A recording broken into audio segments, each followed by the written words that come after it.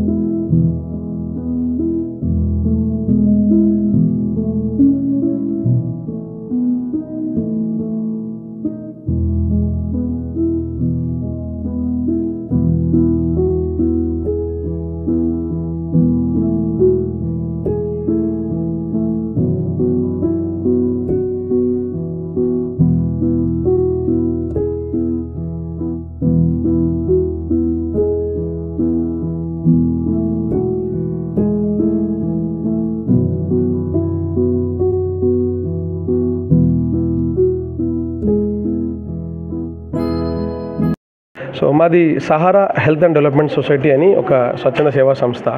Sahara స్వచ్ఛంద సేవా సంస్థ ఆధ్వర్యంలో గత 10 సంవత్సరాలుగా మేము తెలంగాణ, జమ్మూ, ఒరిస్సా అలాగే మిగతా రాష్ట్రాల్లో మేము పనిచేస్తూ ఉన్నాము. ముఖ్యంగా health accessibility, disability inclusion, rural development ఇట్లా ఒక 3-4 అంశాల్లో పనిచేస్తున్నాము. సంగారెడ్డి పట్టణానికి సంబంధించి మేము ఒకటి ప్రైమరీ రిహాబిలిటేషన్ సెంటర్ అని చెప్పేసి గత 5 సంవత్సరాలుగా నడుపుతూ ఉన్నాము. ఒక 100 మందికి పైగా పిల్లలకు free physiotherapy, speech therapy, behaviour therapy ఇవన్నీ ప్రొవైడ్ చేస్తూ ఉన్నాము హాస్టల్ గడ్డలో.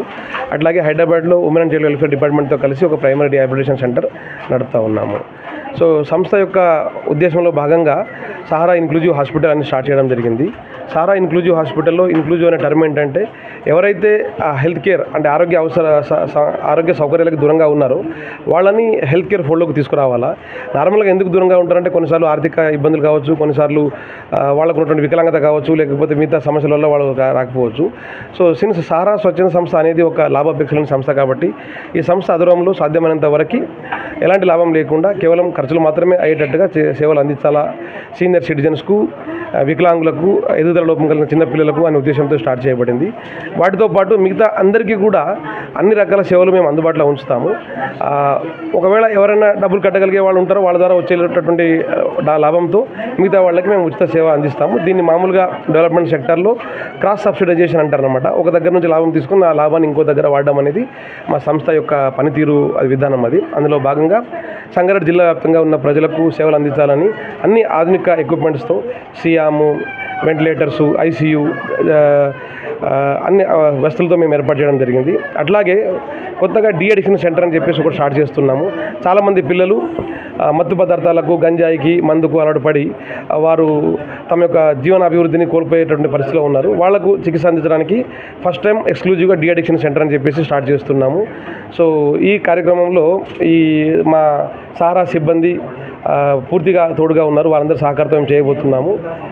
ప్రజలకు అందరికీ ఉపయోగపడతామని ఈ సహారా సంస్థ తరపు నుంచి నేను భావిస్తున్నాను. ధన్యవాదాలు. అండి, నా పేరు షేక్ నజీరా బేగం. నాకు 3 ఆడపిల్లలు. బై బర్త్లో పిల్లలకి ఎటువంటి ప్రాబ్లం లేదండి. 7 ఇయర్స్ తర్వాత ఫస్ట్ ఒక పాపకి ప్రాబ్లం వచ్చింది. అన్ని ఊర్లలో చూయించాను, అన్ని రకాల టెస్టులు చేయించాను. దాదాపుగా 13 లక్షల వరకు పెట్టాను పిల్లలకి. తీరా డబ్బులన్నీ అయిపోయినాక మీది ఎటువంటి మ్యారేజ్ అని చెప్పేసి అడిగారు మమ్మల్ని. అడిగితే మాది రిలేషన్ మ్యారేజ్ అని చెప్పాను. చెప్పాక ఇంకా లాస్ట్కి వచ్చేసి మీది రిలేషన్ మ్యారేజ్ కదమ్మా, దానివల్ల ప్రాబ్లం అని చెప్పి కొట్టిపడేశారు. ఇంకా సరే అని చెప్పి ఒక పాప కదా, ఇంకా 2 ఆడపిల్లలు ఉన్నారు, కనీసం వాళ్ళనన్నా మంచిగా చూసుకుందామనే ఒక చిన్న నమ్మకంతో ఉన్నాను.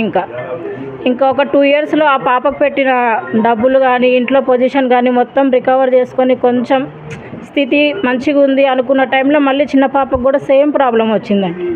ఆ అమ్మాయికి కూడా దాదాపు 5 లక్షల వరకు కూడా చూయించాను. ఇప్పుడు మా ఆర్థిక స్తోమత కేవలం తెచ్చుకొని తినటం, లేదంటే ఆ తెచ్చుకున్న అప్పులు వడ్డీలు కట్టుకోవడం తప్ప మాకు ఇంకా ఎటువంటి స్థితిగతులు లేవు. ఇప్పుడు మేము చాలా ఎటువంటి బాధలో ఉన్నామంటే కనీసం నేను మంచంలో నుంచి లేవలేని స్థితిలో ఇట్లా దిగజారిపోయాను. మొత్తం ఇట్లా ఇంట్లో కష్టాల వల్ల తినటానికి కూడా నాకు మనసు అంగీకరించట్లేదు. 2 పిల్లలు, దేవుడా ఆడపిల్లలు, ఇటువంటి కండిషన్ ఏంటిది నా పరిస్థితి అనుకున్నట్టు సమయంలో నేను సహారా ఇక్కడ ఒక సన్ రైజ్ హాస్పిటల్లో మల్లికా మేడం దగ్గర నాకు థైరాయిడ్ ప్రాబ్లం వచ్చిందండి. 3 ఇయర్స్గా ఆ మేడం దగ్గరనే చూయించుకుంటున్నాను. ఆవిడ నా పరిస్థితి, నా పిల్లల పరిస్థితి తెలుసుకొని ఇక్కడ ఒకటి సహారా రిహాబిలిటేషన్ సెంటర్ ఉందమ్మా, నీ పిల్లలకు మంచిగా అవుతుంది, అక్కడ జాయిన్ చేయండి అని చెప్పేసి మేడం ఆమె సొంతంగా రిక్వెస్ట్ చేసి నాకు వాళ్ళ సహారా వాళ్ళది రిహాబిలిటేషన్ సెంటర్ది నెంబర్ ఇచ్చి నన్ను అక్కడ జాయిన్ చేయించారు. ఆ మేడం ద్వారా నేను ఇప్పుడు 6 మంత్స్ అవుతుంది నా పిల్లలు 2ని స్కూల్కి పంపిస్తున్నాను. అక్కడ టీచర్స్ కానీ, ఆయా కానీ చాలా కేర్గా చూసుకుంటున్నారు. నా పిల్లలకి ఎటువంటి ప్రాబ్లం ఉన్న ఇన్ఫర్మేషన్ ఇస్తున్నారు. ఇప్పటికైతే కొంచెం బాగానే ఉందండి పిల్లలకి.